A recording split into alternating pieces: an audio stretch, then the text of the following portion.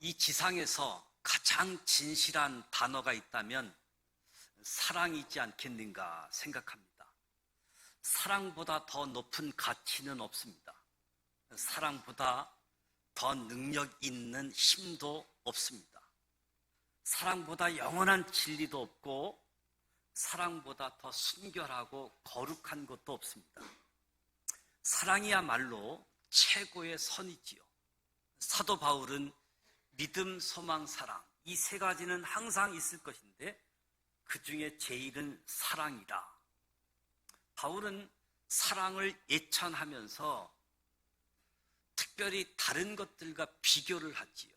고린도전서 13장 말씀을 보면 다른 것들과 비교하면서 사랑이 얼마나 위대한가 강조하고 있습니다. 인간의 어떤 방언과 웅변도 비교할 수 없기 때문에 사람의 방언, 천사의 말을 할지라도 사랑이 없으면 소리 나는 구리와 울리는 꽹가리에 불과하다. 예언하는 능력이 있고 모든 비밀, 모든 지식을 알아도 또 산을 옮길 만한 믿음이 있다라고 할지라도 사랑이 없으면 아무것도 아니다라고 선언합니다. 사랑을 예언, 천국의 비밀, 모든 지식, 믿음, 구제, 순교와 비교하면서 사랑의 이대함, 사랑의 예찬을 하면서 사랑은 율법의 완성이다라고 이야기했습니다. 베드로는 무엇보다 열심으로 서로 사랑할지니 열심으로 서로 사랑하라라고 이야기합니다. 사도 요한은 오늘 본문에서 하나님은 사랑이시다. 하나님은 사랑이시다. 하나님은 사랑이시다라고 외치고 있습니다. 사랑이 믿음과 소망보다 앞서는 이유가 무엇일까요? 믿음도 중요하고 소망도 중요한데 사랑이 믿음과 소망보다 앞서는 이유가 무엇일까? 저와 여러분이 하나님께로 가기 위해서는 믿음이 필요하지요. 우리의 미래를 위해서는 소망이 필요합니다. 하나님께로 가기 위해서 우리의 미래를 위해서 믿음과 소망이 필요한데 이 믿음과 소망은 하나의 수단에 불과하다. 수단. 사랑은 결코 수단이 돼서는 안 된다는 거죠. 사랑은 목적입니다. 사랑하기 위해서 믿음이 필요하고 사랑에 도달하기 위해서 소망이 필요한 거지요. 목적은 수단보다 위대합니다. 그러니까 사랑이 그 어떤 것보다 우선하고 앞서야 된다는 거지요. 만약 저와 여러분이 사랑할 수 있다면, 아니 이미 사랑하고 있다면 모든 것을 다 성취했다라고 말할 수 있는 거지요. 하나님의 사랑이 무엇입니까? 하나님의 본질, 하나님의 속성이 사랑이신데 하나님의 사랑이 무엇입니까? 하나님의 사랑은 우리 인간의 사랑과는 질적으로 다르다. 우리가 하나님의 사랑을 우리 인간에게서 찾고 경험하고 이해하려고 한다면 우리 이 하나님의 사랑을 결코 찾을 수 없습니다. 먼저 우리의 선입관을 내려놓고 우리의 경험을 내려놓고 인간적인 허무한 사랑에서 탈피해야지만 진정한 하나님의 사랑을 발견하고 깨닫게 되어지는 거지요. 우리가 아직 죄인 되었을 때 그리스도께서 우리를 위하여 죽으심으로 하나님께서 우리에게 대한 자기의 사랑을 확증하셨다. 하나님의 사랑은 죽음으로써 보여주신 사랑입니다. 예수의 십자가. 우리는 하나님의 사랑을 예수 그리스도의 십자가에서 만나게 되어지는 거지요.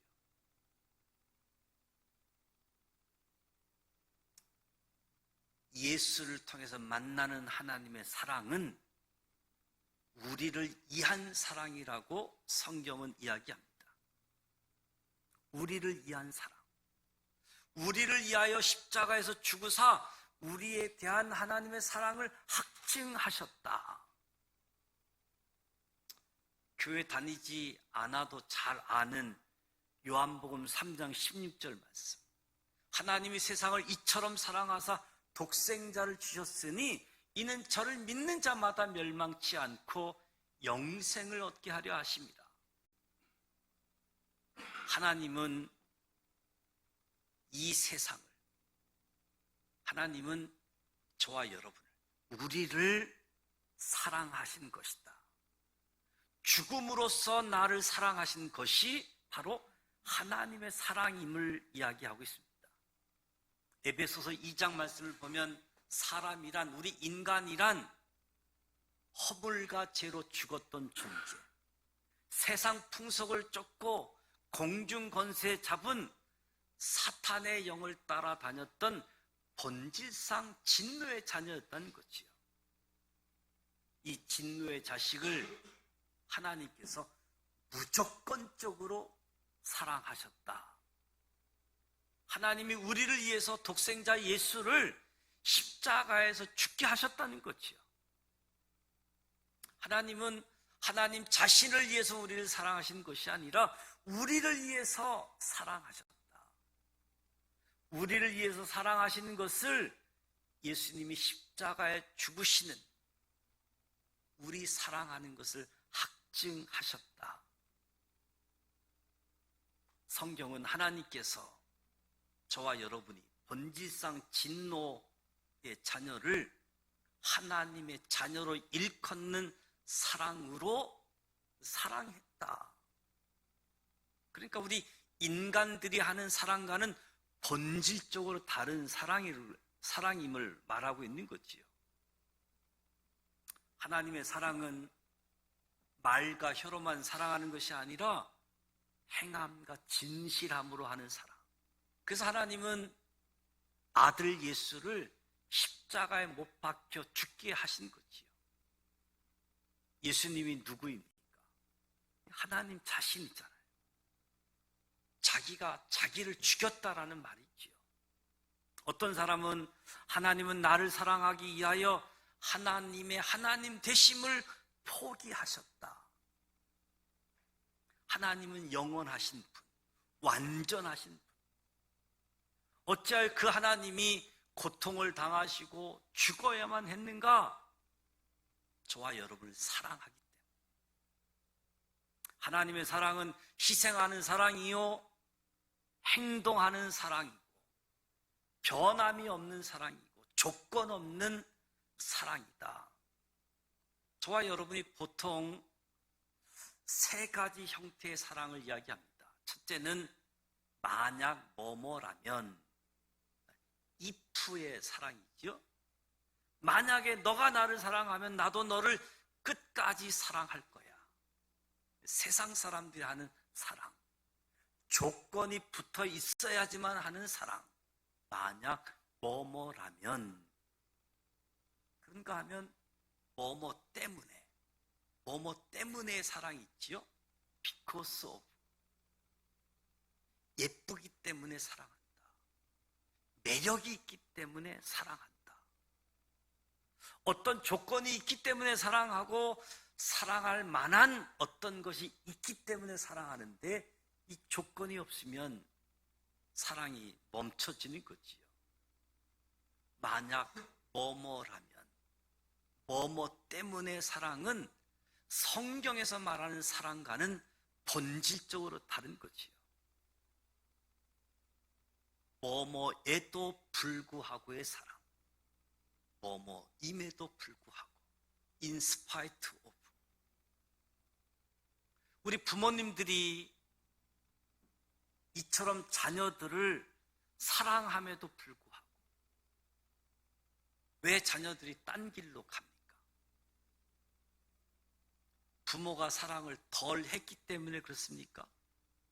부모님의 사랑의 힘이 약해서일까요? 부모들이 이처럼 자식을 사랑했는데 희생하고 모든 것을 헌신했는데, 근데 이 부모의 사랑이 조건 없는 사랑을 하지 않았기 때문에 인간적으로는 100점짜리 사랑을 했지만 내 자식이기 때문에 사랑을 했고 내 소유물인 줄 알고 사랑을 했던 거지요.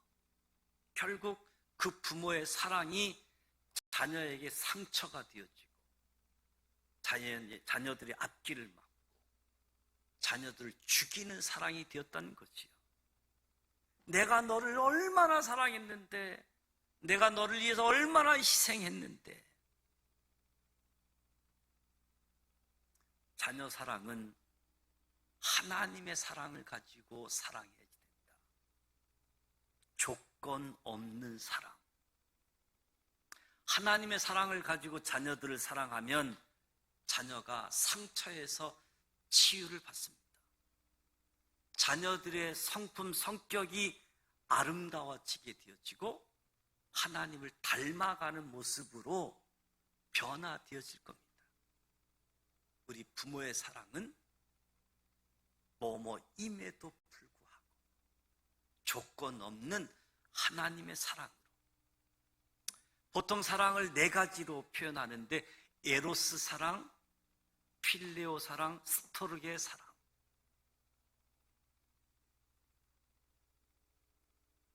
이 사랑은 우리가 많이 언급하지만 에로스라는 단어는 성경에 한 번도 쓰이지 않습니다. 세상 사람들은 이 에로스 사랑에 익숙해져 있습니다. 우정의 사랑, 친구의 사랑, 필레오. 청소년기는 부모 사랑보다 친구 사랑이 더 중요하지요. 부모가 하는 사랑, 하나님 사랑과 가장 비슷하다고 하지만 인간의 사랑이기 때문에 한계가 있습니다. 인간이 인간에게 하는 사랑은 감정적인 영역을 벗어나지 못합니다. 인간이 하는 사랑에는 참 자유가 없습니다. 이 사랑에 구속되어지죠. 그래서 인간이 하는 사랑에는 정의, 진리, 평등이 결여되어져 있습니다. 사랑하기 때문에 불의도 그냥 막 넘어가는 거지요. 추천서를 쓰면 사랑하는 것 때문에, 관계 때문에 사실 아닌 것을 사실인 것처럼 추천하는 한계를 지니고 있다는 거지요. 사랑이기 때문에 진리가 아닌 것을 진리라고 우기는 인간적인 사랑이 되어지는 거지요. 성경에서 가장 많이 사용되어진 단어는 아가페 사랑입니다. 이 아가페 사랑은 우리 인간에게는 없는 사랑이죠. 하나님만이 소유하고 있는 사랑, 하나님의 사랑 아가페. 성경은 이 하나님의 사랑 아가페를 저와 여러분에게 소개해 주길 원하고, 저와 여러분이 이 아가페 사랑, 하나님의 사랑을 실천하기를 원하고 바라고 계시는 거지요.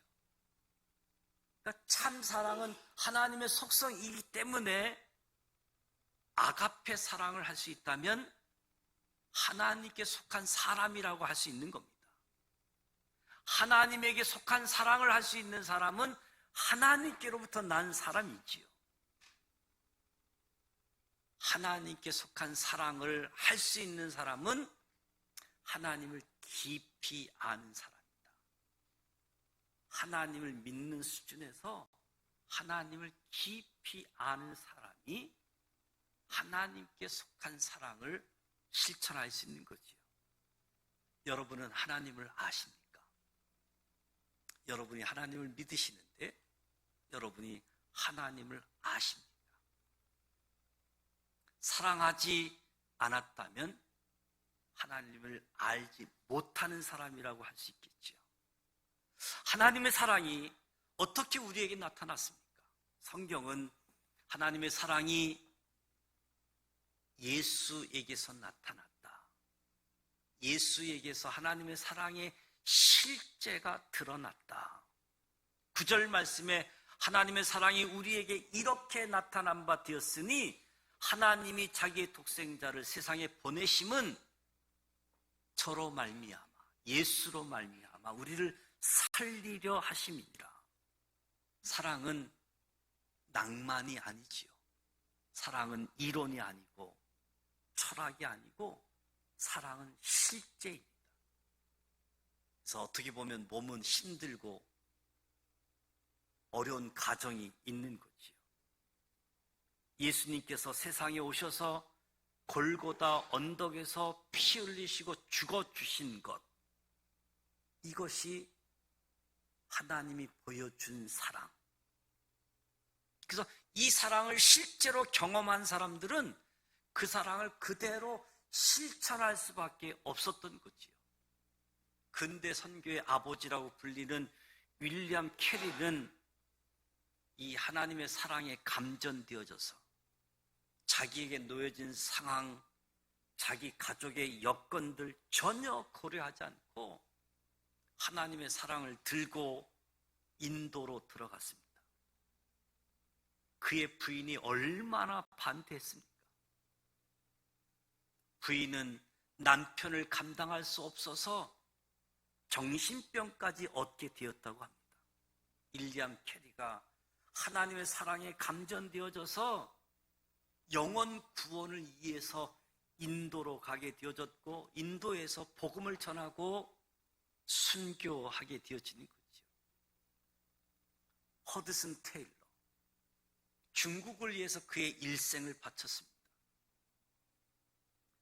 로버트 토마스, 1866년 배를 타고 이 운둔의 나라 조선 땅에 오다가 배는 불타고 선교 활동은 두 번째 치고 그저 성경책만 던져주고 순교했던 27살의 토마스 선교사. 영국 사람이 중국에서 선교하다가 한국 땅에 복음을 전하기 위해서 그 이후로 수많은 선교사들이 하나님의 사랑을 경험했기에 이 하나님의 사랑을 이 운둔의 나라 조선 땅에 보내주기 위해서 하나님은 그 사랑을 경험한 사람들을 이 땅에 보내주셨던 거지요. 인간이 겪을 수 없는 엄청난 수모, 고통, 아픔을 겪어가면서 죽기까지 복음을 전했습니다. 그래서 선교라고 하는 것도 사랑의 실천이지요. 어떤 논리, 어떤 교리가 아니라 사랑의 실천. 이 사람들이 예수님의 사랑을 본 것입니다. 예수님의 사랑을 경험한 거지요. 그러기에 그렇게 살 수밖에 없는 사람들이었습니다. 야, 조건 없는 사랑이 있구나. 대가를 요구하지 않는 사랑이 있구나. 만약 우리 교회에 사랑을 실천하는 사람이 하나도 없다면,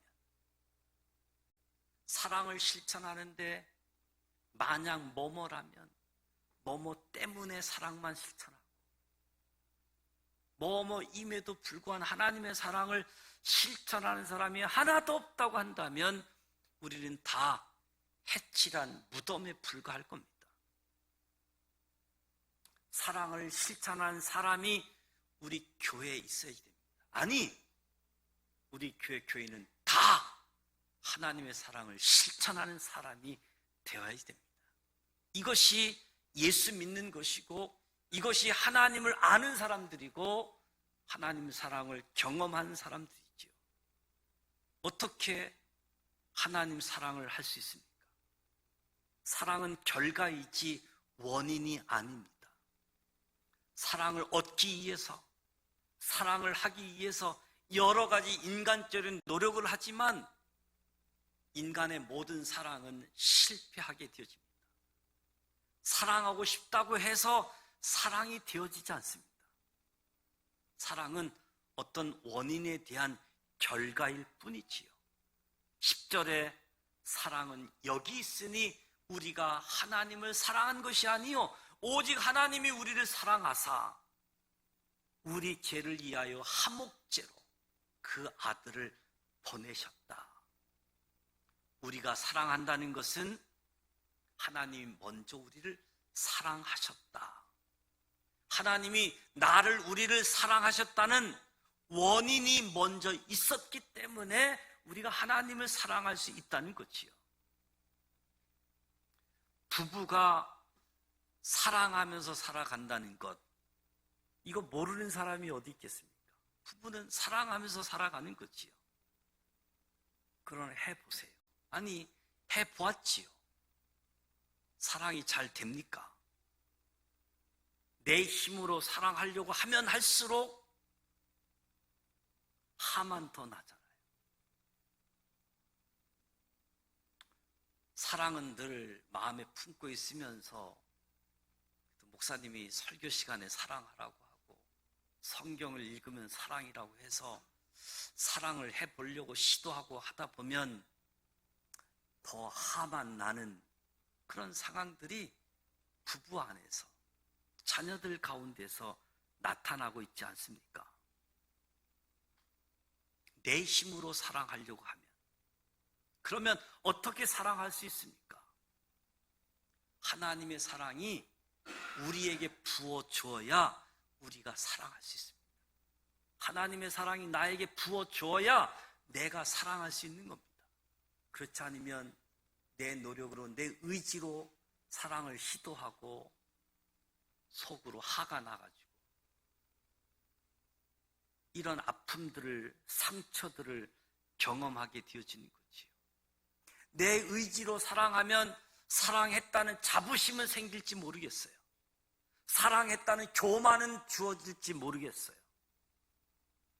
하나님의 사랑이 내게 부어지면 그 사랑의 대상과 함께 사랑에 빠지기 때문에 내가 사랑하고 있는지 않는지 그것조차 모르고 사랑하게 되어지는 겁니다. 사랑은 사랑을 낳습니다. 사랑은 전염성을 가지고 있습니다. 우리에게는 근본적으로 하나님의 사랑이 없습니다. 영원하신 하나님의 사랑, 그 하나님과 함께하면 그 하나님의 사랑이 내게 부어져서 나도 우리도 사랑을 갖고 사랑을 실천할 수 있게 되어지는 거죠. 젊은 연인들이 사랑하는 일들을 본 일이 있습니까? 젊은 여인들이 사랑하는 모습들, 적당히 사랑하는 건 말고 정말 기막히게 사랑하는 걸 한번 보십시오. 사랑에 미친 한 여자가 그냥 돌비석이 된 것처럼, 그냥 얼어붙은 것처럼 사랑하는 사람에게서 눈을 떼지 못하는 그 모습들. 누가 보든 말든 상관이 없습니다. 사랑하는 사람만 보고 있는 거죠. 그것이 사랑이고 그것이 하나님의 사랑이다. 사랑하는 사람만 보고 있으면 세상이 어떻게 돌아가든 그 사람에게 아무 문제가 없다는 거예요. 마찬가지로 하나님만 보고 있으면 하나님의 사랑이 흠뻑 젖게 되어지는 거지요. 그 눈에는 하나님만 있는 거지요. 이러한 사랑, 이런 하나님의 사랑이 저와 여러분에게 있기를 축복합니다. 성령으로 말미암아 이 하나님의 사랑은 우리에게 부어줘야 된다라고 성경은 이야기합니다. 이 사랑이 내게 부어지지 않으면 도덕, 윤리, 인간의 의지로는 결코 사랑할 수 없다. 인간의 의지로 하는 사랑은 사랑하면 사랑할수록 분노만 쌓이게 되어지는데 하나님의 사랑이 부어지기만 하면 사랑의 진정한 행복을 느끼고 그 사랑이 전달되어진다는 거지요. 마치 미친 사람처럼 이성을 초월한 사람처럼 조건, 여건을 따지지 않고 죽든 살든 배고프든지 따지지 않고 사랑. 남자들은 배가 고프면 화내잖아요. 밥만 주면 화를 덜 내는데 하나님의 사랑이 임하면 갈라디아서 5장에 오직 성령의 열매는 사랑과 성령의 첫 번째 열매가 사랑이라고 말씀하고 있습니다. 사랑의 비결은 사랑의 원천이신 하나님을 얼마나 바라보는가에 달려있고 사랑의 실천은 얼마나 예수의 십자가를 오래오래 바라보느냐, 사랑의 비결, 사랑의 실천이 담겨져 있습니다. 오늘 11절 마지막에 사랑하는 자들아, 하나님이 이같이 우리를 사랑하셨음즉 조건적이 아닌, 세상적인 사랑이 아닌, 인간적인 사랑이 아닌, 인간에게는 없는 하나님의 사랑, 희생, 죽기까지 예수님에게 보여주신 그 사랑, 우리도 서로 사랑하는 것이 마땅하도다. 우리 지산교회 믿음의 공동체가